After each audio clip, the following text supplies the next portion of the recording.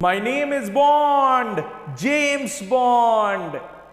Guys कोई movie discuss करने नहीं आया हूं आज। कहीं आप सोचो सब जेम्स बॉन्ड, जेम्स का सिर्फ बॉन्ड डिस्कस करेंगे आज अपन, ठीक है।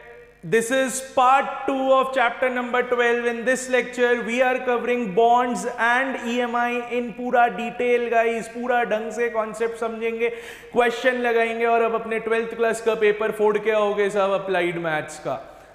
आपने अगर सिंकिंग फंड्स और परपेचुइटी वाला पार्ट नहीं देखा है, you can refer that video also. In this video we are covering bonds and EMI. Guys what is a bond? Bond क्या होता है? पैसे का जरूरत सबको है मार्केट के अंदर। जो बिग बुल्स बैठे हैं, यानी कि बिग बुल्स मींस बड़ी बड़ी organisations, government agencies, municipal corporations, इन सबको क्या होती है साहब? पैसे की जरूरत होती है। गवर्नमेंट को क्यों पैसे की जरूरत है? For development, health facilities improve करना है, एजुकेशन सेक्टर में इंप्रूवमेंट लाना है, तो दे रिक्वायर मनी। अब वो मनी एकदम से तो कहीं आता नहीं है साहब, तो गवर्नमेंट क्या करती है? दे इशू सम बॉन्ड, अपने इन्वेस्टर्स को कुछ प्रॉमिस करती है, हम जैसी जनता को कुछ प्रॉमिस करती है कि यार तुम लोग हमारे को ये पैसा, एक बॉन्ड खरीदो, ठीक है। Bond means a written agreement, एक रिटन एग्रीमेंट करो हमारे साथ। अब रिटन एग्रीमेंट में लिखा हुआ होता है कि हम हर साल आपको 10% के हिसाब से इंटरेस्ट देंगे और after 10 years the bond will get matured and you will get this money. आपको ये पैसा मिलेगा। तो लोग बाग इन्वेस्ट करते हैं यार, गवर्नमेंट का काम है, सिक्योरिटी है, पैसा डूबेगा नहीं। गवर्नमेंट को पैसा मिला, गवर्नमेंट ने इंप्रूव करी फैसिलिटीज, और वो पैसा वापस से गवर्नमेंट क्या करती है? लोगों को लौटाती है।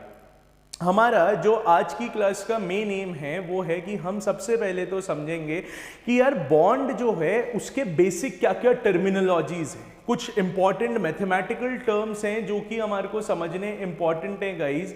Now what are those topics, क्या क्या वो इंपॉर्टेंट टर्म्स हैं उस बारे में बात करेंगे। And after that we will calculate the value of bond. अब वैल्यू ऑफ बॉन्ड की अगर बात करता हूं तो सब वैल्यूएशन मींस कि यार कोई बॉन्ड की प्राइस क्या रखी जाए, ठीक है। What should be the value of the bond, ये हम आज की क्लास के अंदर डिस्कस करेंगे साहब, ठीक है। तो सबसे पहले let us start. The first term that we are going to study is maturity. अब मैच्योरिटी का मतलब होता है साहब इतने टाइम के बाद आपका बॉन्ड क्या हो जाएगा? खत्म हो जाएगा। That is the time period for which your bond will sustain. जितने टाइम के लिए आपका बॉन्ड सस्टेन करता है। सपोज गवर्नमेंट ने लिख के दिया कि this bond is valid for 10 years। मैं सिंपल लैंग्वेज में अगर आपको कहूं तो मैं यहां पे लिख दूंगा साहब, it is the validity of bond. जब तक आपका बॉन्ड जीवित है वो क्या कहलाता है साहब? अभी सस्टेन कर रहा है बॉन्ड मार्केट के अंदर। अब मैच्योरिटी के बाद आपको आपका पैसा मिल जाएगा और वो बॉन्ड क्या हो जाएगा? खत्म हो जाएगा। That is called maturity. Second word है साहब फेस वैल्यू, चेहरे का वैल्यू। चेहरे के वैल्यू का क्या मतलब है साहब? बॉन्ड देखा, जब इशू करा बॉन्ड किसी ऑर्गेनाइजेशन में तो उसके मुंह दिखाई कितनी है साहब? मैं तो सिंपल सी बात कहता हूं, फेस वैल्यू का मतलब ही क्या होता है साहब? मुंह दिखाई। मुंह दिखाई है साहब, ये तो मुंह दिखाई का मतलब है साहब कि बॉन्ड जब इशू हो रहा है तो उसकी किस प्राइस में उसको इशू करा जा रहा है, ठीक है। मैं लिख देता हूं price at which bond is issued, price at which bond is issued। देखिए ये बॉन्ड में फेस वैल्यू होती है, ऐसे ही शेयर मार्केट्स के अंदर भी शेयर्स की भी फेस वैल्यू होती है कि जिस प्राइस में कोई कंपनी या ऑर्गेनाइजेशन उसको लॉन्च करता है वो मुंह देखने वाली, मुंह दिखाई जो होती है, that is called the face value. Third है आपका रिडेम्पशन प्राइस। हम रिडेम्प्ट कर रहे हैं, मतलब जब मेरा पूरे बॉन्ड का टेन्योर खत्म हो जाएगा तो मैं जब रिडेम्प्ट मारूंगा साहब चीजों को, तो जो रिडेम्पशन है, ठीक है, इट इज द, आप कह सकते हो it is the amount paid by the issuer ठीक है, जिसने आपको बॉन्ड दिया है ना, it is the amount paid by the issuer to the investor. जो इशूअर इन्वेस्टर को अमाउंट देगा, that is called the redemption price. इसको अपन क्या कहते हैं? रिडेम्पशन प्राइस कहते हैं। Amount paid by issuer to the investor. जो इशूअर है वो इन्वेस्टर को जितना पैसा देगा सब, उसको अपन क्या कहेंगे? At the time of maturity. अगर मेरे को मतलब रिडेम्प्ट, मैं रिडेम्प्ट का मतलब होता है कि भैया इशूअर ने इन्वेस्टर को कितना पैसा दिया, that is called your redemption price. उसको अपन बॉन्ड का क्या कह देते हैं सब? रिडेम्पशन प्राइस कह देते हैं। ठीक है, मेच्योरिटी पे जितना पैसा मिलने वाला है इन्वेस्टर को, उसको अपन क्या कहेंगे? Redemption price. The amount paid by issuer to the investor at maturity. Maturity पे जितना पैसा मिलेगा उसको अपन क्या कहेंगे सब? Redemption price. Now the next thing is coupon rate. इसको थोड़ा सा ध्यान से समझिए। कूपन रेट क्या होती है? पहली बात तो बच्चों को बहुत कंफ्यूजन होता है, तो थोड़ा सा ध्यान से सुनिएगा।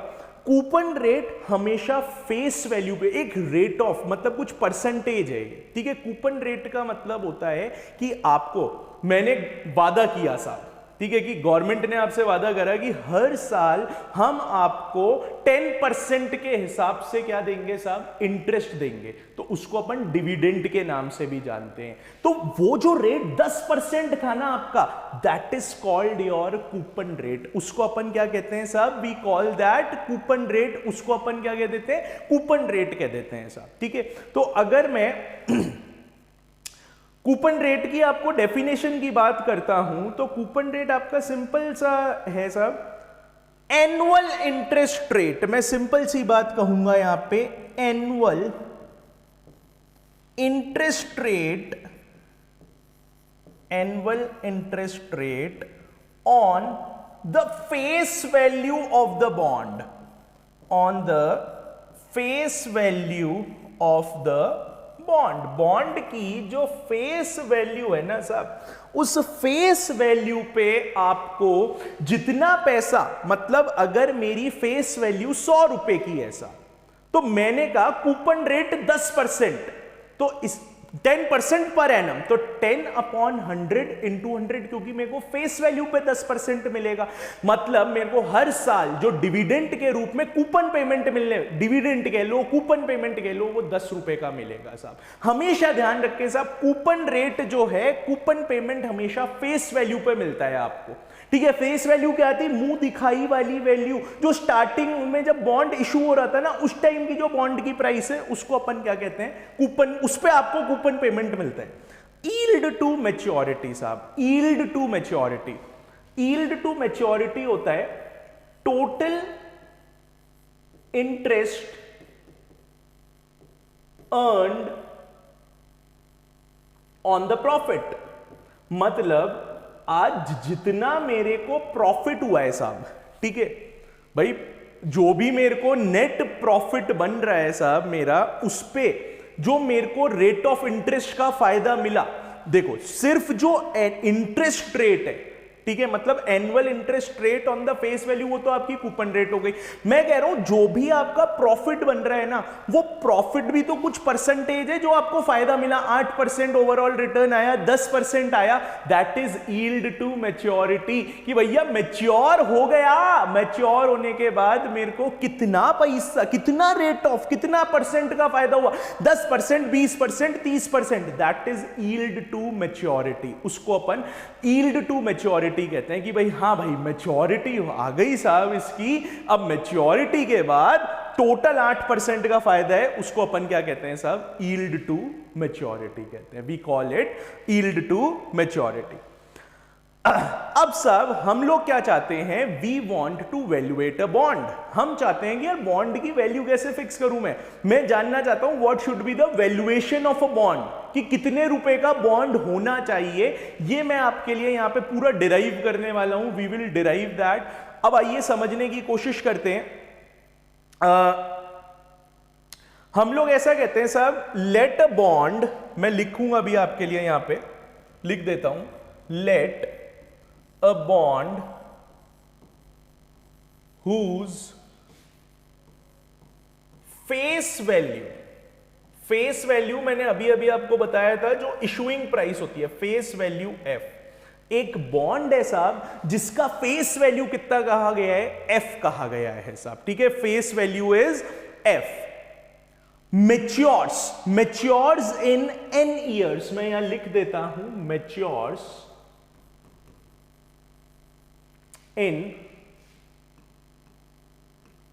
n ईयर्स के अंदर ये हमारा क्या होता है साहब, बॉन्ड क्या होगा, मैच्योर होगा। n साल के बाद दिस विल गेट मैच्योर्ड, ये आपका क्या हो जाएगा, बॉन्ड खत्म हो जाएगा आफ्टर n ईयर्स साहब, ठीक है। अपन कहते हैं साहब कूपन रेट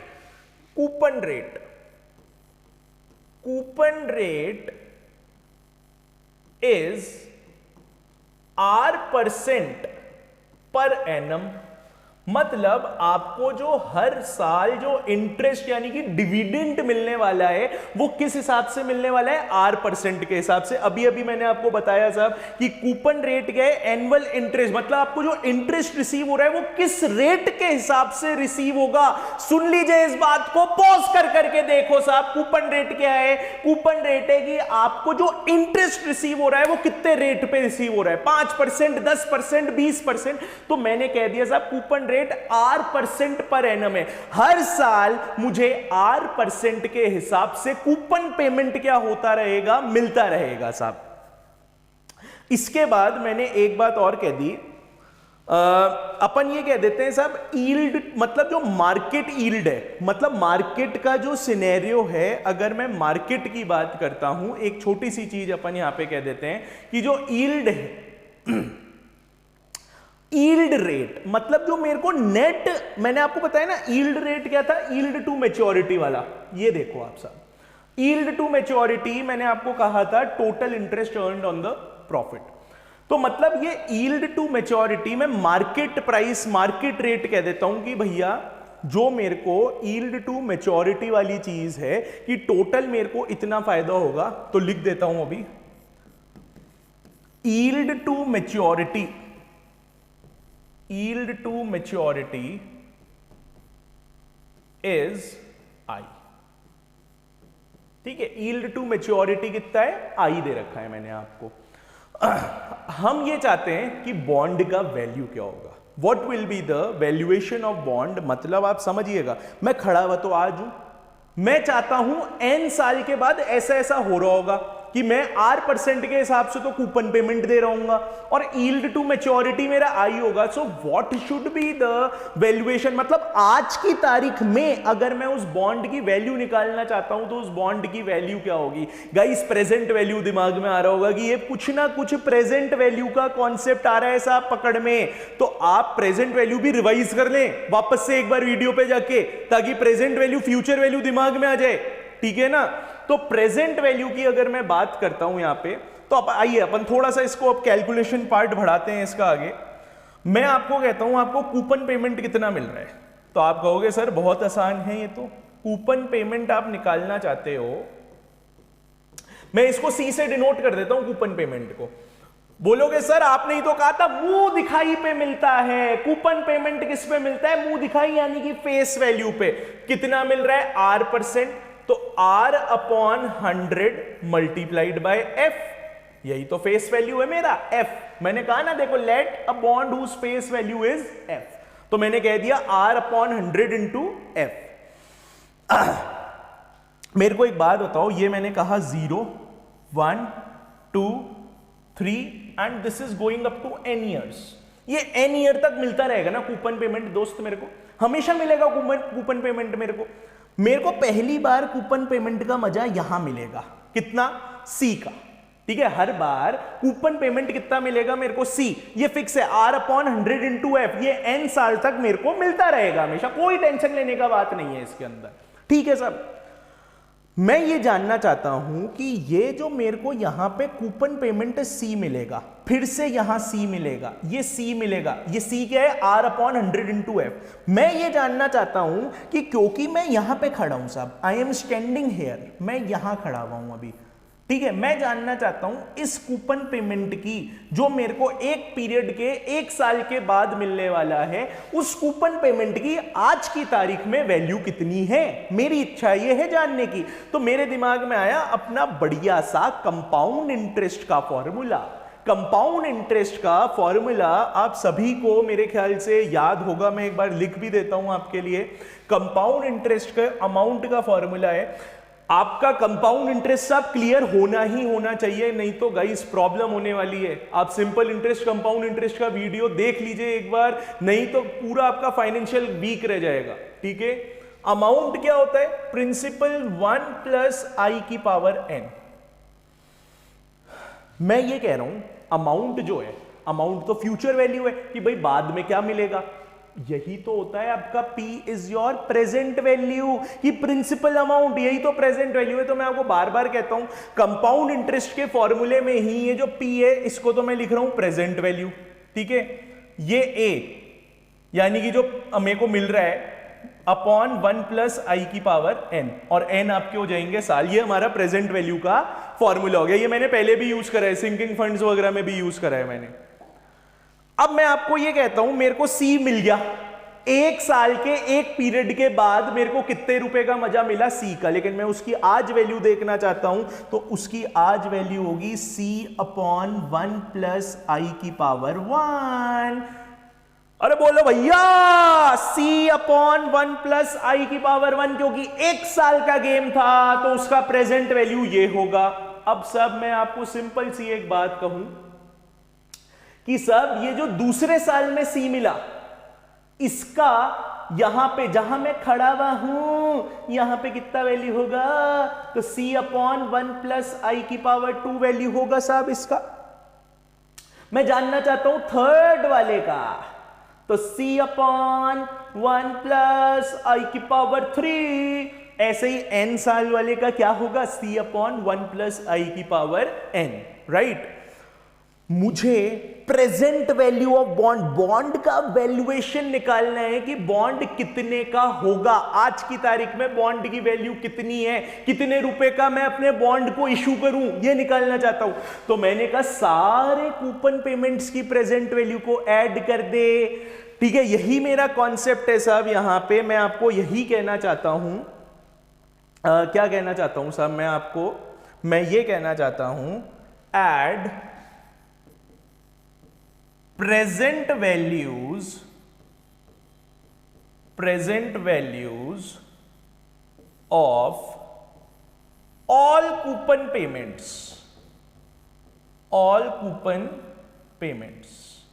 जितने कूपन पेमेंट्स आपको n साल तक मिले, अपन सभी की प्रेजेंट वैल्यू को क्या कर देंगे साहब, एड अप कर देंगे। We will add up all the present values.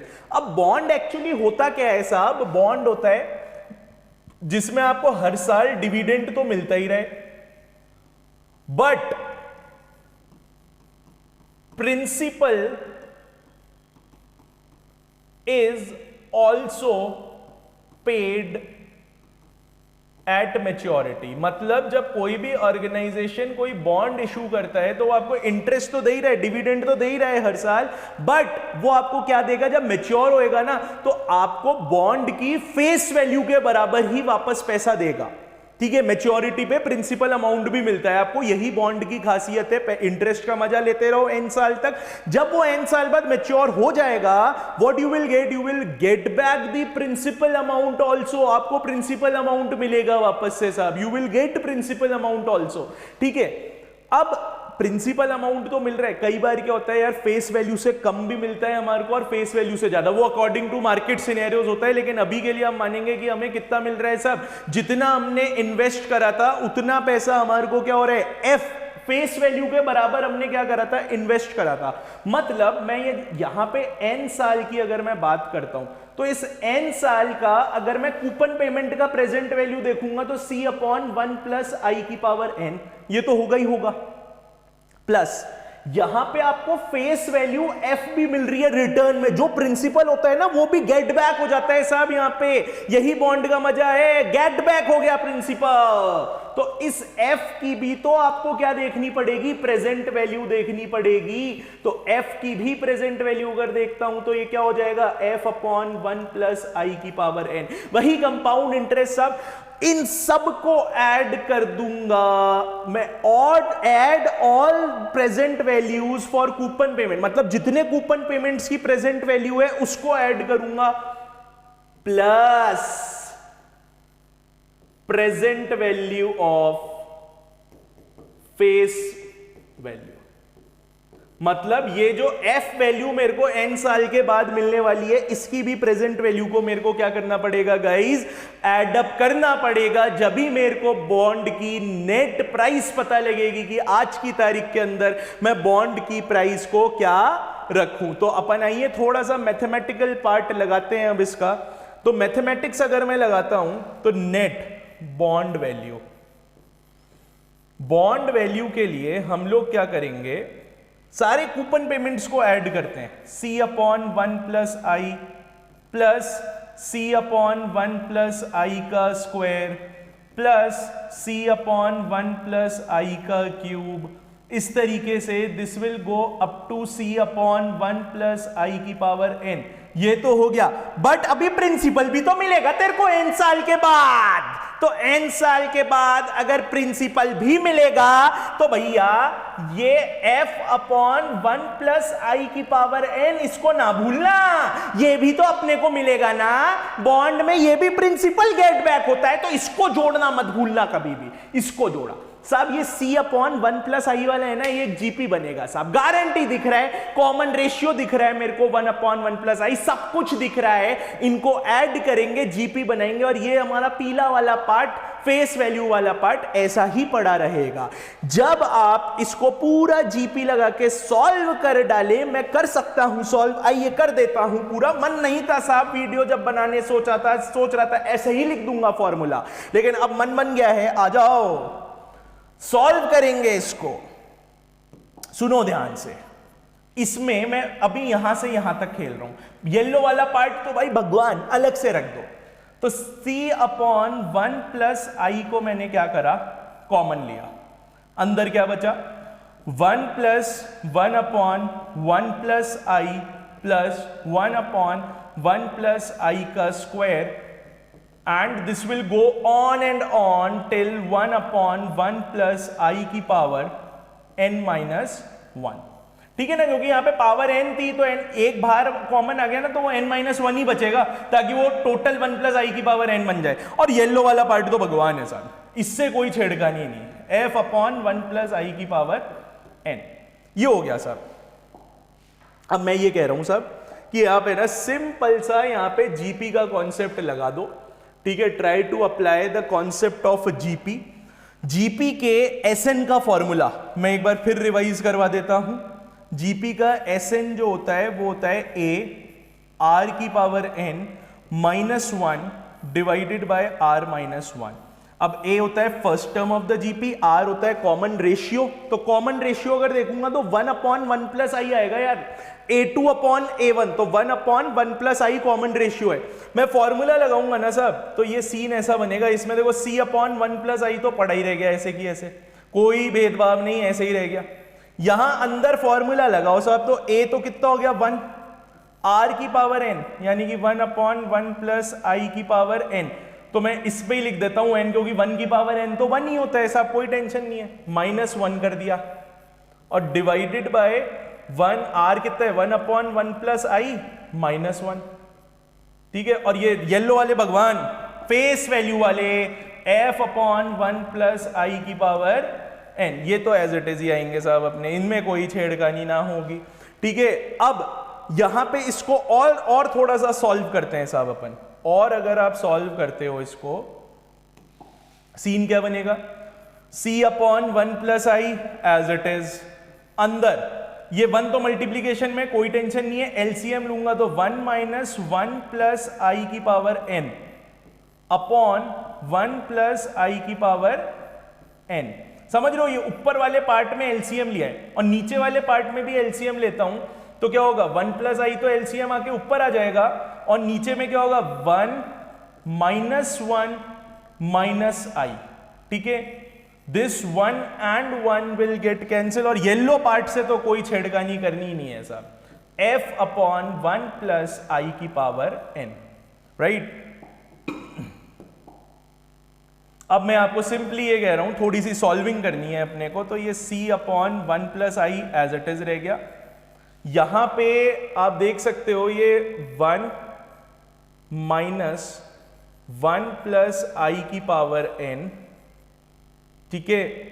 और ये यार एक 1 प्लस आई और ये एक 1 प्लस आई, मतलब ये पावर 1 है और ये पावर n है, तो मैं अपॉन में क्या लिख सकता हूं, 1 प्लस आई की पावर n माइनस 1, एंड एक माइनस आई और है यहाँ पे इनटू माइनस का 1 बाय आई, और ये वाली चीज तो एज इट इज आएगी आपके पास f अपॉन 1 प्लस आई की पावर n। वो तो फेस वैल्यू वाला पार्ट में तो कोई छेड़खानी नहीं होने वाली।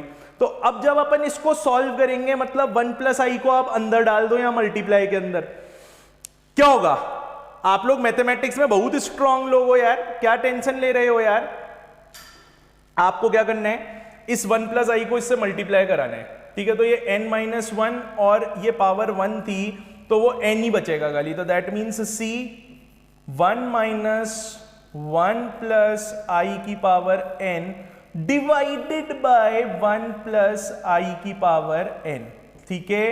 और इनटू में क्या है, माइनस आई, मतलब यहां पे मैं माइनस आई लगा देता हूं, ठीक है। तो वो इनटू का कॉन्सेप्ट ही खत्म कर दिया, ठीक है। ये इनटू का कॉन्सेप्ट खत्म, यहां पे माइनस आई लगा दिया, ये ब्रैकेट बंद, और फेस वैल्यू वाला ब्रैकेट तो एज इट इज आएगा ही आएगा, ठीक है। अब मैं एक सिंपल सा काम कर सकता हूं साहब, ये आपके पास 1 माइनस 1 प्लस आई की power n divided by 1 plus I की power n, you are having this, ठीक है।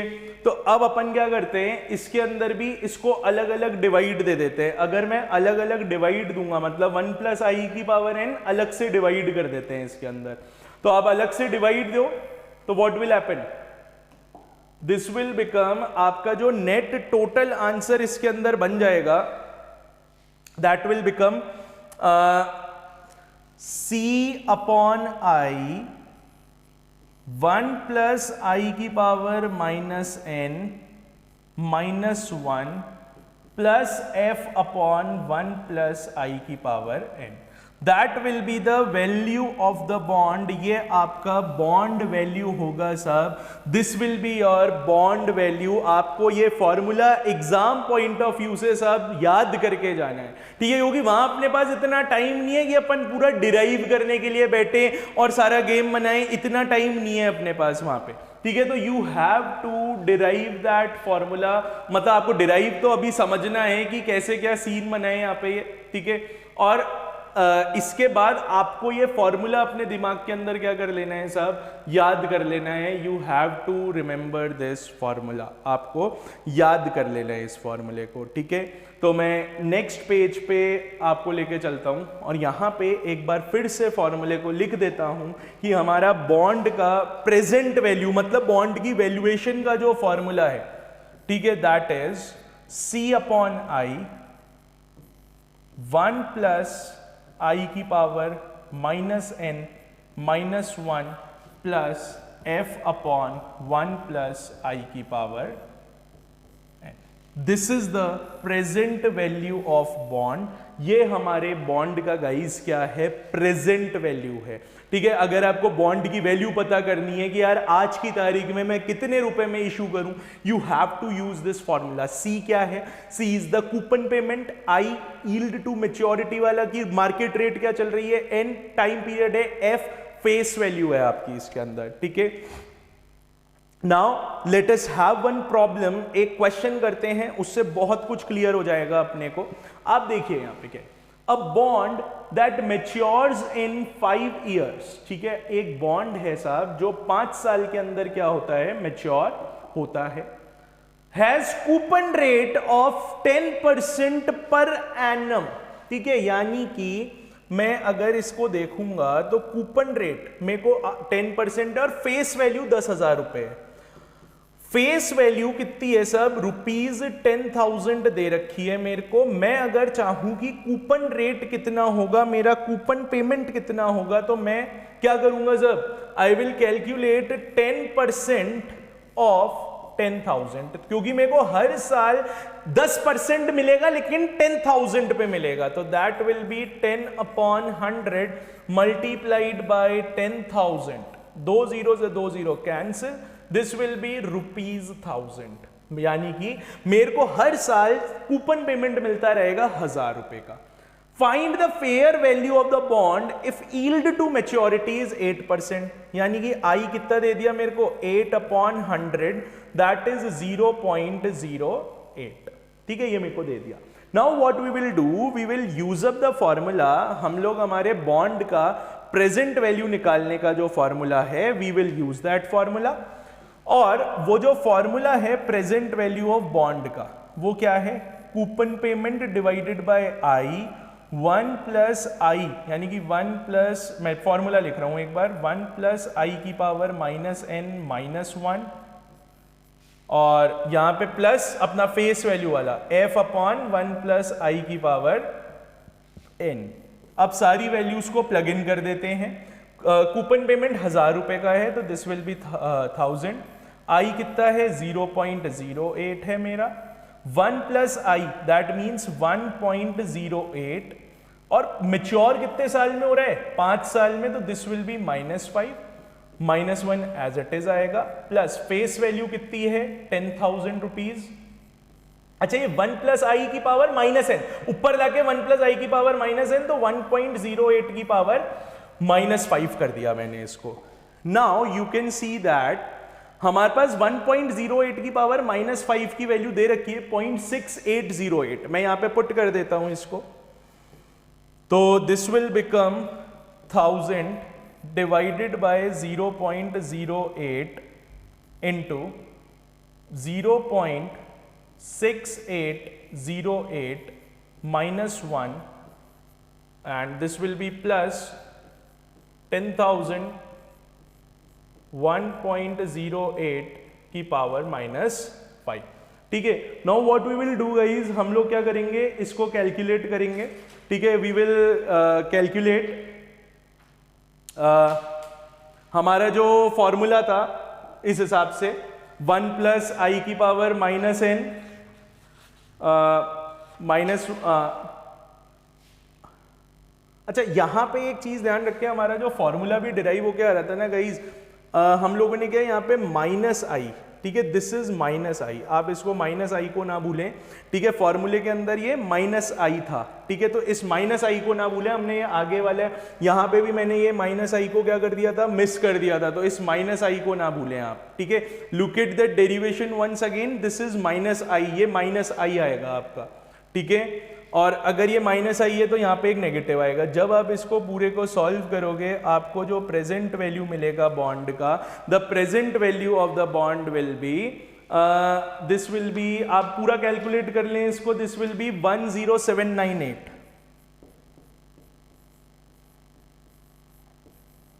This is the present value of bond, ये आपके बॉन्ड का प्रेजेंट वैल्यू होगा सर। ठीक है, जिसके अंदर आपने पूरा, बस फॉर्मूले में यार ये चीज ध्यान रखें कि हमने ये -i क्या करा था साहब, मिस आउट कर दिया था। देखो यहां तक -i चल रहा था, बट यहां तक आते आते, ठीक है, हमने क्या कर दिया, इस -i को क्या कर दिया था, डिलीट कर दिया था। तो इस बात को थोड़ा सा आप फोकस करें एक बार। ठीक है, कि -i जो है ये इंपॉर्टेंट है सब। ठीक है, तो इसको साथ लेके चलें आप। राइट, तो आप इससे जब कैलकुलेट करेंगे तो you will get your answer, आपको अपना आंसर मिल जाएगा। ठीक है, yes guys, let us look on to the second problem of bonds.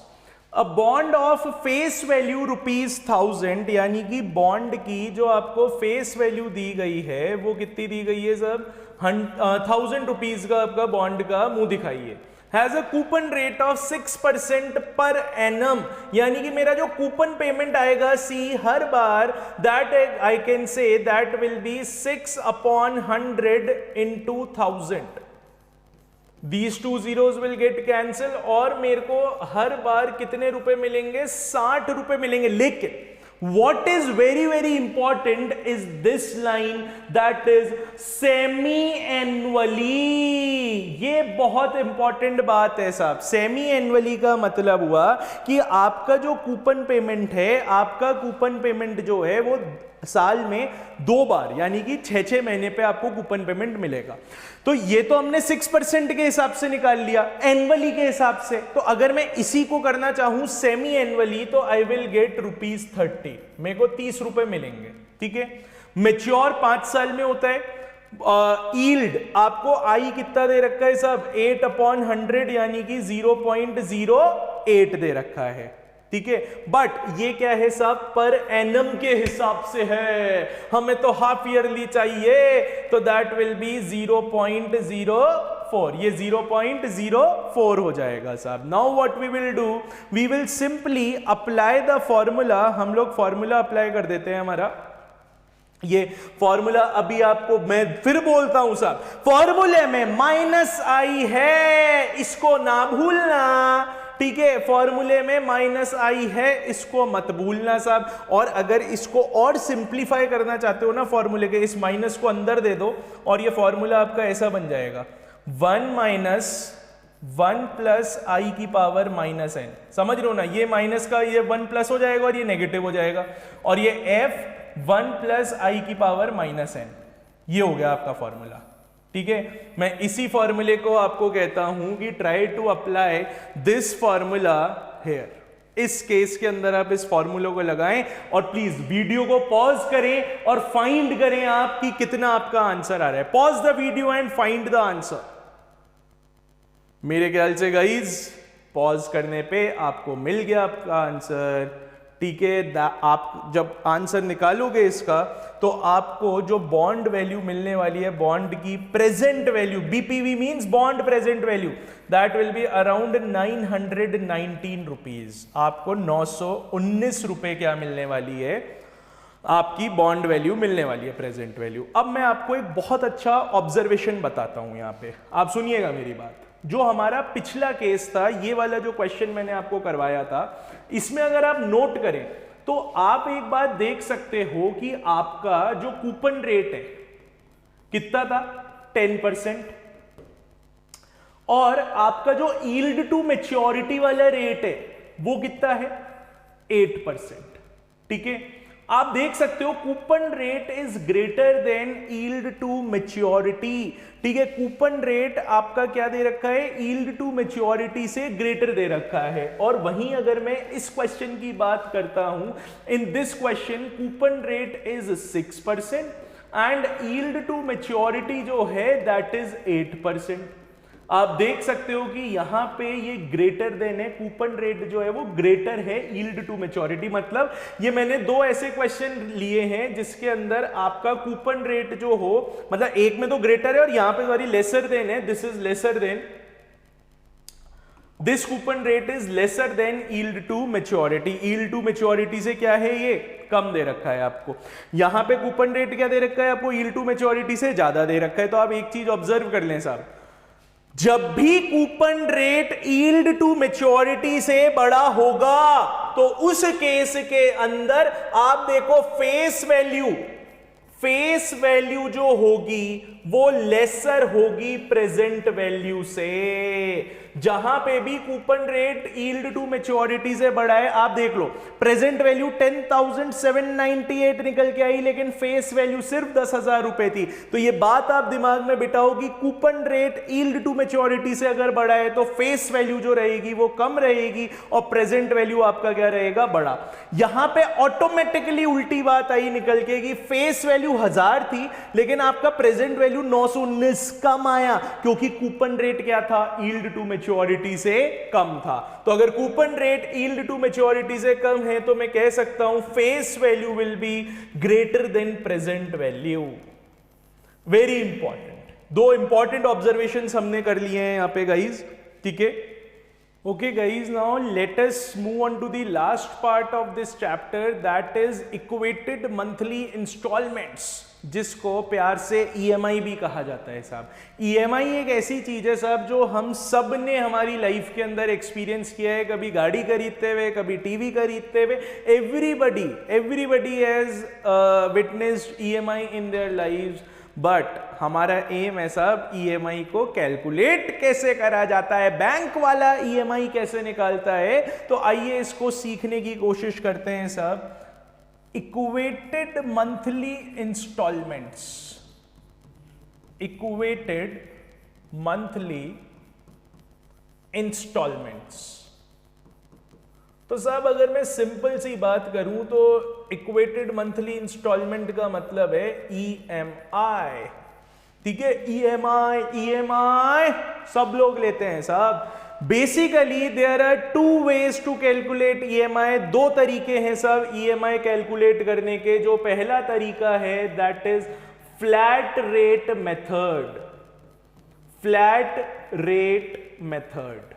और जो दूसरा तरीका है आपका that is your reducing balance method, reducing balance method. ये आपका दूसरा है सर।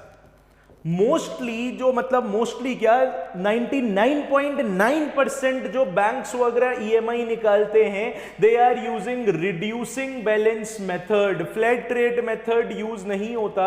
अब आप समझते हैं सब कि इन दोनों में डिफरेंस क्या है।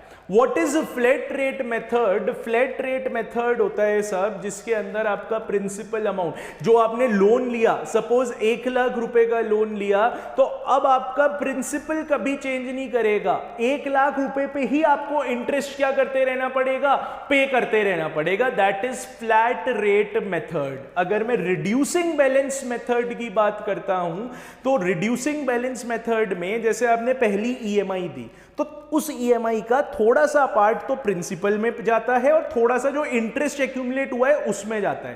तो अब जो आपका outstanding amount, what is outstanding, जो आपका बचा हुआ अमाउंट है, मान लो 10 लाख रुपए का लोन है, उसमें से थोड़ा सा पार्ट आपने पे करा, अब वो माइनस हो जाएगा 10 लाख में से। सपोज अगली बार 9,70,000 है, तो अब जो इंटरेस्ट बनेगा वो 9,70,000 पे बनेगा। That is reducing balance. आपका बैलेंस क्या करता जाएगा, रिड्यूस करता जाएगा। तो ये दो मेथड्स हैं सब। तो अगर मैं बेसिकली इनको देशी भाषा में कह दूं तो ये सब इनका मतलब यही है। फ्लैट रेट मेथड में प्रिंसिपल क्या रहता है, फिक्स्ड रहता है।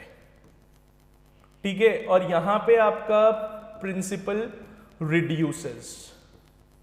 ठीक है, that is reducing balance method. अब अपन एक एक दोनों मेथड्स को डिस्कस करेंगे सब कि फ्लैट रेट मेथड में कैसे ईएमआई निकलती है और रिड्यूसिंग बैलेंस मेथड के अंदर कैसे ईएमआई निकलता है। तो let us try to understand flat rate method. Flat rate method. अब सब फ्लैट रेट मेथड की बात करते हैं। अगर मैं आपको ये कहता हूं आपने let P amount is borrowed, मतलब आपने पी अमाउंट का क्या ले लिया साहब, लोन ले लिया, बोरोड फॉर n ईयर्स। आपने कितने साल के लिए लिया, n ईयर्स के लिए लोन लिया एट r रुपी, मतलब जो इंटरेस्ट रेट R% पर रुपी, मतलब 1 रुपए पे आपको R% क्या देना पड़ेगा, इंटरेस्ट देना पड़ेगा। ठीक है, मैं ये जानना चाहता हूं व्हाट इज द ईएमआई, आपका ईएमआई कितना है। तो मैं आपको सिंपल सी एक बात कहूं, ईएमआई में 2 चीजें देनी पड़ती है साहब। आपने जो प्रिंसिपल लिया है वो तो देना ही देना है, साथ में जो इंटरेस्ट एक्यूमुलेट हो रहा है उस इंटरेस्ट को भी तो पे करोगे आप। तो ईएमआई में 2 पार्ट्स होते हैं, मतलब आपको एक तो प्रिंसिपल पे करना है और एक इंटरेस्ट पे करना है। तो मैं एक सिंपल सी बात कहता हूं, यहां पे एक छोटा सा मेरे दिमाग में बात आया कि यार ईएमआई तो सिंपल हो गया 1 मंथ की। अगर मैं मंथली ईएमआई निकालना चाहता हूं तो मैंने कहा कि बेटा तेरे को प्रिंसिपल देना पड़ेगा, ठीक है, प्लस तेरे को क्या देना पड़ेगा, इंटरेस्ट भी तो देना पड़ेगा, और डिवाइडेड बाय n। मैं पर मंथ निकालना चाहता हूं ईएमआई पर मंथ, ठीक है। तो पर मंथ निकालने के लिए ये तो मेरी टोटल ईएमआई अमाउंट बनती, प्रिंसिपल प्लस इंटरेस्ट, ये तो एन साल तक मैं जब तक ईएमआई दे रहा हूं ना उसका टोटल अमाउंट है पी प्लस आई। अब अगर मेरे को मंथली निकालनी है तो मैंने एन से डिवाइड कर दिया कि भाई एक महीने में मेरे को कितना पार्ट देना पड़ेगा। भाई सपोज करो टोटल 1,20,000 रुपए है, वो मेरा टोटल प्रिंसिपल प्लस इंटरेस्ट बन रहा है मेरा, ठीक है। That is my principal plus interest. मतलब अब मेरे को ईएमआईज के थ्रू 1,20,000 रुपए पे करने हैं, क्योंकि प्रिंसिपल प्लस इंटरेस्ट कितना है 1,20,000।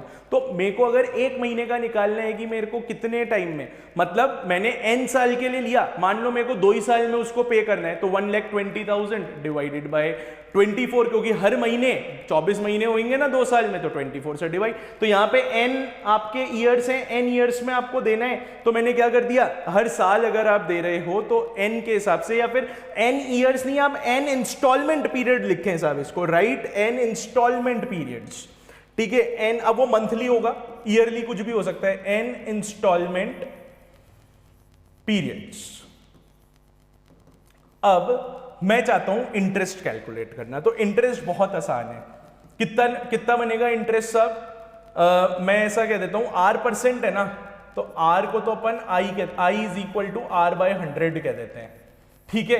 तो आप खुद बताओ मेरे को, इंटरेस्ट प्रिंसिपल पे लगता है, यानी कि r% ऑफ प्रिंसिपल, यही तो आपका इंटरेस्ट होगा, ठीक है। और कितने साल के लिए है, तो इंटू n कर दूंगा मैं इसको, क्योंकि n इंस्टॉलमेंट्स पीरियड्स हैं भाई। ये आपका PR/100 जो है ये इंटरेस्ट है एक इंस्टॉलमेंट पीरियड के लिए, लेकिन मेरे पास n इंस्टॉलमेंट्स पीरियड्स हैं, तो मैंने n से क्या कर दिया, उसको मल्टीप्लाई। तो मेरा ये इंटरेस्ट जो बना, ये क्या बन गया, r/100 को मैं i लिखता हूं, ये बन गया PIN, P हो गया प्रिंसिपल, I हो गया इंटरेस्ट जो मैं देने, मतलब इंटरेस्ट रेट r/100, और n जितने मेरे इंस्टॉलमेंट पीरियड्स हैं वो हो गया साहब मेरा, ठीक है। मैं इसको ईएमआई के फॉर्मूले में पुट कर दूंगा अगर साहब, तो what will happen, look here, EMI will be equal to P plus pin divided by n। तो हमारा फ्लैट रेट मेथड का ईएमआई का जो फॉर्मूला आ गया वो आ गया P/n plus PI। You can take P common, you will get 1/n plus I. Take a pause and note down this formula in your copy. EMI is equals to P 1/n plus I. कैसे निकला, P amount था, n instalment period थे, मैंने interest निकाल लिया भाई, एक instalment period का इंटरेस्ट PR/100 इंटू n, क्योंकि n इंस्टॉलमेंट पीरियड है मेरे, तो PIN मेरा इंटरेस्ट हो गया, EMI क्या हो गई, P plus I divided by n, और ये मेरा EMI का फॉर्मूला आ गया P 1/n प्लस I। एक क्वेश्चन लेते हैं सब फ्लैट रेट का। क्वेश्चन है, Meera takes a loan of ₹3 lakh at an interest of 10% compounded annually for a period of 3 years। कितने साल के लिए लेती है, 3 साल के लिए लोन उठाती है। Find her EMI using flat rate method. आपको फ्लैट रेट मेथड यूज करना है। तो अभी अभी मैंने आपको EMI का फ्लैट रेट का फॉर्मूला बताया, P 1/I, ये फॉर्मूला था आपका 1/n plus I, 1/n plus I। This is the formula of EMI। तो यहां पे कितना लोन है, 3 लाख रुपए का, 1 2 3 4 5, 1/n, 1/n मीन्स आपने कितने साल के लिए लिया, 1/3 प्लस I कितना होगा, रेट ऑफ इंटरेस्ट 10%, 10/100, ठीक है। 10/100 का मतलब हो गया 1/10। जब आप इसको कैलकुलेट करेंगे तो 3 lakh, this will B 13 divided by 30, 0 से 0 कैंसिल, 3 1 3, 10, 1 2 3, तो दिस विल बी कितना आ जाएगा आपका ये 1,30,000। दिस विल बी ₹1,30,000, ये निकल के आएगा। बट आप एक बात देख पा रहे होंगे साहब कि ये जो 1,30,000 है ना, ये क्या है, ठीक है। This is the EMI for, आप कहोगे सर ये EMI जो है ये 1 साल का EMI है। अगर मैं ये निकालना चाहूं कि 1 महीने में इसको कितना EMI देना पड़ेगा, सिंपल सा काम है, 1,30,000 डिवाइडेड बाय 12। आप इसको डिवाइड करें, आपको 1 महीने का EMI मिल जाएगा। You will get the EMI for 1 month. मैं आपको यहाँ पे एक सजेशन दे सकता हूँ। सजेशन ये है कि आप जब I यूज कर रहे हो ना, ठीक है, अभी रिड्यूसिंग बैलेंस मेथड में भी मैं ये बात बोलूंगा कि आप ये जो I यूज कर रहे हो ना, इसको आप मंथली निकाल लो, ठीक है, डायरेक्टली आप फॉर्मूले में मंथली डाल दो उसको। मतलब I क्या हो जाएगा आपका, R डिवाइडेड बाय 1200 कर दो आप। क्यों? क्योंकि परसेंटेज क्या है, 100 तो आई गया और पर मंथ निकालना है तो 12 से डिवाइड हो गया, तो I क्या कर दो आप, R बाय 1200 कर दो, आपका आंसर सीधा मंथली निकल के आएगा कि 1 मंथ में उसको कितनी EMI देनी है। नहीं तो फिर आपको क्या करना पड़ेगा, लास्ट में जाके उसको डिवाइड मारना पड़ेगा। You have to divide that, ठीक है। तो ये आपका फ्लैट रेट का कॉन्सेप्ट हो गया साहब। अब मैं बात करने वाला हूं आपसे रिड्यूसिंग बैलेंस मेथड, ठीक है। रिड्यूसिंग बैलेंस मेथड क्या है, हमारा बैलेंस आउटस्टैंडिंग अमाउंट क्या होता जा रहा है, बार बार चेंज होता जा रहा है। क्या कहा जाता है sir, let the amount P is borrowed at the rate of R पर रुपी पर इंस्टॉलमेंट पीरियड। मतलब एक इंस्टॉलमेंट पीरियड में 1 रुपए पे मेरे को R रुपए देने पड़ेंगे। मतलब इंटरेस्ट क्या है, R पर रुपी, मतलब 1 रुपए पे R रुपए मेरे को देने पड़ेंगे पर इंस्टॉलमेंट। वही R% वाला काम हो गया। This amount is paid back in n equal instalments of rupee E each, ठीक है। हम जो मंथली EMI दे रहे हैं वो, मतलब मंथली तो नहीं, मैं पर इंस्टॉलमेंट पीरियड कह रहा हूं आपको। हम EMI क्या करते हैं, E is the EMI amount जो मैं हर बार क्या हो रहा है दे रहा हूं। मैं आपको पूरा डेरिवेशन नहीं करा रहा है इस फॉर्मूले का, बिकॉज एग्जाम में पूरा कभी भी डेरिवेशन नहीं पूछा जाएगा, बट मैं आपको ग्लांस दे रहा हूं कि कैसे ये EMI वर्क करेगा, how this EMI will work. इसको समझना हमारे लिए इंपॉर्टेंट है कि ये कैसे काम करेगा EMI। तो आप मेरे को एक बात बताएं, अगर मैं इनिशियली बात करता हूं, इनिशियली हमने बैंक से कितना पैसा उठाया, P अमाउंट उठा लिया हमने, ठीक है, बस P अमाउंट लेके आ गए बैंक से। अब मैं आपसे फर्स्ट मंथ की बात करता हूं, फर्स्ट मंथ, ठीक है। ये आपको मैं 2 महीने का बताऊंगा और फिर डायरेक्ट फॉर्मूला बताऊंगा आपको, लेकिन आपको क्लियर हो जाएगा सिनेरियो की हो क्या रहा है। मैं फर्स्ट मंथ की बात करता हूं तो फर्स्ट मंथ के अंदर आपका प्रिंसिपल अमाउंट जो है वो कितना है साहब, P। Your principal amount is P। अब मैं जानना चाहता हूं इंटरेस्ट अक्रूड कितना हुआ, इंटरेस्ट अक्रूड मतलब कितना इंटरेस्ट बना, ये मैं जानना चाहता हूं। What is the interest accrued. तो आप कहोगे सर देखो सिंपल सी बात है, हम क्या करेंगे, हम I को R बाय 100 के इक्वल मान लेते हैं, क्योंकि R% चलेगा, 1 रुपए पे पर इंस्टॉलमेंट पीरियड R लग रहा है, तो I डिवाइडेड बाय मतलब R बाय 100, यानी कि आप प्रिंसिपल भी लगता है इंटरेस्ट। तो प्रिंसिपल का R% जो हमने फ्लैट रेट में निकाला था ना, वैसे ही R बाय 100 ऑफ P, वही कॉन्सेप्ट से, ठीक है। तो आप कहोगे सर PI हो जाएगा इंटरेस्ट। तो मैंने कहा बहुत बढ़िया, PI हो गया। अब आप समझना साहब, आपको टोटल कितना पैसा चुकाने का है, P प्लस PI पैसा आपको चुकाना है। समझना इस बात को, आपको कितना चुकाना है,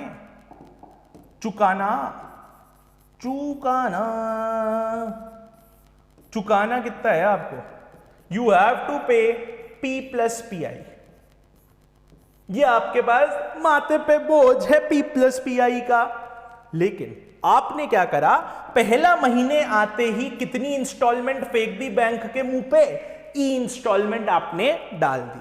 तो अब मैं अगर आपसे कहूं कि आफ्टर 1 मंथ अगर मैं एक छोटी सी बात पूछूं कि what is the outstanding amount, तो आप कहोगे सर ये तो बड़ा सिंपल काम है। आउटस्टैंडिंग अमाउंट अगर आप निकालना चाहते हो तो एक सिंपल सा काम करो, ये तो हमारा था जो चुकाना है, ठीक है, तो ये तो देना था, ये पहले आउटस्टैंडिंग था। जब मैंने EMI दे दी तो आप सर इसमें से माइनस कर दो ना, P plus PI minus E कर दो, तो आपको पता लग जाएगा कि पहले महीने के बाद हम लोग इसको P1 कह देते हैं कि this is P1, P common आ जाएगा इसमें, 1 plus I minus E। This is the outstanding amount after 1 month, क्योंकि मैं E अमाउंट क्या कर चुका हूं, दे चुका हूं। R पर रुपी पर इंस्टॉलमेंट पीरियड है, तो ये पीआई है सब, ये समझ जाना, फ्लैट रेट वाला जैसे, ठीक है, क्योंकि प्रिंसिपल में इंटरेस्ट लग रहा है तो वो पीआई हो गया। अब साहब दूसरा महीना आता है, ठीक है, अब सब दूसरे महीने की बात कर लेते हैं अपन लोग। Let us talk about the second month. तो सेकंड मंथ की अगर मैं बात करता हूं,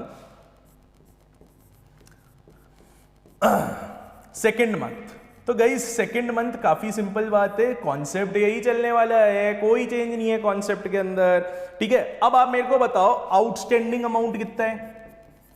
आप सभी लोग कहोगे sir outstanding amount second month के अंदर P1 दिख रहा है सर हमारे को, तो सर ये रहा P1 अमाउंट है आउटस्टैंडिंग। मैंने कहा बहुत सही बात है P1। तो आप कहोगे सर अब जो इंटरेस्ट लगेगा ना, लगेगा तो सर यही, लेकिन सर P1 पे लगेगा। मैंने कहा सलाम है भाई तेरे को, तू समझ गया बात को, ठीक है। तो मैंने कहा सर इंटरेस्ट अक्रूड, इंटरेस्ट कितना हो जाएगा सर P1I। मैंने कहा शाबाश। तो अब अपने को अगर ये देखना है कि अपन को कितना चुकाना है, बैंक को चुकाना है। अब जो चुकाना है बैंक को, वो कितना चुकाना पड़ेगा तुम्हारे को, तुम खुद सोचो। अगर बैंक को चुकाने की बात आ गई तो भैया P1 तो प्रिंसिपल ये बचा हुआ था आउटस्टैंडिंग का, प्लस उसमें इंटरेस्ट लग गया P1I, ये बैंक को देना पड़ेगा। लेकिन तुम आए और तुमने सेकंड महीने में भी ई इंस्टॉलमेंट डाल दी, तो माइनस क्या करना पड़ेगा मेरे को, ई करना पड़ेगा वापस से इसके अंदर से, ठीक है। इस तरीके से ये n सालों तक चलता जाएगा, चलता जाएगा, चलता जाएगा। और फिर आप क्या करोगे, टोटल ईएमआई निकालने के लिए सभी लोगों को क्या कर दोगे, ऐड। ये मैं इसलिए बता रहा हूं साहब, आपको आइडिया लग गया ना कि कैसे कैलकुलेशन है। पहले प्रिंसिपल P था, उस पर इंटरेस्ट इतना बना, अब इतना बैंक को हमारे को चुकाना है, ये हमारे माथे पे बोझ है, तो मैंने ई इंस्टॉलमेंट दे दी जाके, तो टोटल ये चुकाना था माइनस ई। अब आउटस्टैंडिंग अमाउंट ये बचा, तो ये चुकाना था P1 मेरे को बैंक को, और इंटरेस्ट कितना इस पे लगेगा P1 पे, तो P1I। अब वापस से इनको ऐड करो और ई इंस्टॉलमेंट दे दी, तो भैया वो माइनस हो गया उसके अंदर से। सिंपल सा कॉन्सेप्ट है, ये काम सब चलता रहेगा, चलता रहेगा, चलता रहेगा। और जब आप इसको सॉल्व करोगे तो जो ईएमआई का फॉर्मूला आएगा, आपको डेरिवेशन नहीं आना है, कोई टेंशन नहीं है, एग्जाम पॉइंट ऑफ व्यू से, नॉलेज पॉइंट ऑफ व्यू से बहुत जरूरी है सब, सीख लेना, ठीक है। नहीं तो मैं आगे कभी सिखा दूंगा, टेंशन ना है साहब, कमेंट में डाल देना, बता देंगे सब कुछ। ईएमआई जो निकल के आएगा, जो आपका ईएमआई अमाउंट निकल के आएगा, that will B P(I) upon 1 minus 1 plus I की power minus n। This is the formula of EMI. ये आपके ईएमआई का फॉर्मूला है, ठीक है। P क्या है, जितना तुमने उधार लिया, प्रिंसिपल, लोन अमाउंट। आई तुम सब, लेकिन आई पे थोड़ा सा ध्यान दे देना यार, क्योंकि मंथली चलती है ईएमआई, मंथली चलती है, तो मैं आपको फिर कह रहा हूं आई को है ना R/1200 कर देना, ताकि वो मंथली आ जाए आपके पास। समझ लो ना, 12 से डिवाइड करो। एन आप समझते हो कितने टेन्योर के लिए लोन लिया है, और सारी कहानी आप समझते ही हो, कोई बड़ी बात नहीं है आपके लिए, ठीक है। एक क्वेश्चन लेते हैं, फाइनेंशियल मैथमेटिक्स का ये पूरा यूनिट खत्म हो गया। सिंकिंग फंड परपेचुइटी पार्ट 1 में था, बॉन्ड्स और ईएमआई पार्ट 2 के अंदर आ गया। क्वेश्चन लगा लेना, कोई भी डाउट हो कमेंट बॉक्स में डाल देना, हाजिर हो जाएंगे डाउट के साथ साथ, ठीक है ना। और लाइक और शेयर तुम कर ही दोगे भाई, कोई टेंशन ना है। आ जाओ। अमन भाई borrowed home loan for rupees, वही तो जीरो लगा हुआ है, मेरे को तो गिनना पड़ता है। यूनिट 10, 100, 10, यूनिट 10, अरे क्या होता है ये, यूनिट 10, 100, 1000, 10,000, लाख, 50 लाख रुपए का घर खरीद रहा है यार, from a bank at an interest rate of 12% per annum for 30 years. भाई 30 साल का लोन उठाया लड़के ने, समझना यार। एन कितना हो गया, 30 ईयर्स। आई कितना दे रखा है, 12%। मैं आपको फिर कह रहा हूं, ईएमआई के फॉर्मूले के लिए हम क्या करेंगे, इसको 12 डिवाइडेड बाय 1200, फायदा रहेगा यार, क्योंकि पर मंथ निकल के आएगा सीन अपना, ठीक है। तो दिस विल बी 1/100, ये आई हो गया, यानी कि 0.01, ठीक है। और अच्छा, ये पर एनम था ना, इसलिए मैंने 1200 से करा, ठीक है। अगर कभी मंथली आपको क्वेश्चन में दे दे तो फिर 1200 मत करना, क्योंकि उसने दिया ही मंथली था फिर, ठीक है ना। अच्छा, प्रिंसिपल कितना उठाया उसने, 50 लाख का, 50, 1, 2, 3, 4, 5, ये आपका प्रिंसिपल अमाउंट हो गया। फार्मूला लगाओ साहब ईएमआई का। EMI का फार्मूला ये रहा PI upon 1 minus 1 plus I की पावर माइनस n। P कितना है 50 लाख, 3 4 5। I कितना है 0.01 अपॉन 1 माइनस 1 प्लस आई यानी कि 1.01। n is again very very important. आप देखो हम लोग मंथली EMI निकाल रहे हैं तो आपको n क्या होगा 30 इयर्स, लेकिन आपसे क्वेश्चन में पूछा गया है कि वो कितना इंस्टॉलमेंट, फाइंड मंथली इंस्टॉलमेंट्स। आपको क्वेश्चन में क्या कहा गया है सब, मंथली इंस्टॉलमेंट आपको क्या करना है सब, फाइंड करना है। तो आप n किस में रखोगे, मंथ्स में रखोगे। आप ध्यान रखिए साहब, ये छोटी छोटी सी बातें हैं इस फॉर्मूले में। आप क्वेश्चन बहुत सीधा सीधा आ रहा है एग्जाम में, लेकिन आपको ये पता होना चाहिए कि आई जो है वो हमारा मंथली वाला रेट ऑफ इंटरेस्ट लेना पड़ेगा, और n हमारे का क्योंकि मंथली पेमेंट निकाल रहे हैं तो ऑब्वियसली टाइम पीरियड तो आप n को तो महीनों में ही रखोगे ना, फिर यार ये तो कॉमन सेंस है। तो यहां पे ध्यान रखना साहब, मैं लिख भी देता हूं, n साला महीने में रखना है तुम्हारे को, महीने में, मंथली। ठीक है, यहां पे 30 साल लिखा हुआ है तो 30 साल में कितने महीने हो जाएंगे 360, तो this will B 360 minus n होता है फॉर्मूले में तो माइनस 360। आप देख सकते हो इसका वैल्यू दे रखा है, we will plug in this value here और आप EMI के लिए कैलकुलेट कर लोगे। अराउंड 51,430 रुपीज आपका आंसर आना चाहिए। 51,430 rupees will be your EMI amount which Aman will pay. तो देखो मोटी बात क्या थी, व्हाट इज द मोटी बात? मोटी बात थी कि एक तो n, क्योंकि मंथली हमारा पेमेंट चल रहे हैं तो वो मंथली चलना चाहिए साहब, आपका ये ध्यान रखना साहब, n आपका मंथली है साहब। ठीक है, तो n आपको ध्यान रखना है एक तो, ठीक है, तो n को मंथली डालना है। और i जो है ना, i भी इंपॉर्टेंट है वो, क्योंकि क्वेश्चन वाला क्या करेगा आपको पर ईयर की रेट ऑफ इंटरेस्ट देता है, लेकिन हमें क्योंकि EMI मंथली चाहिए तो मंथली के हिसाब से आपको रेट ऑफ इंटरेस्ट डालना है। ठीक है, तो वो 1200 से डिवाइड वाला कॉन्सेप्ट। ठीक है, सारे क्वेश्चन लगा लो आप आपकी बुक के, ML अग्रवाल के 12.1 2 3 4 जो भी एक्सरसाइजेज हैं लगाओ, जो डाउट हो कमेंट में डाल दो, हम लोग डिस्कस करेंगे साहब।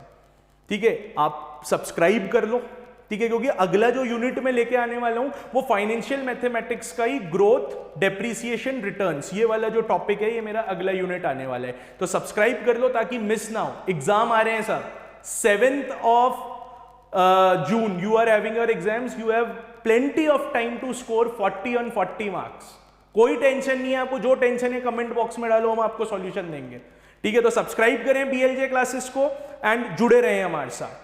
बाय।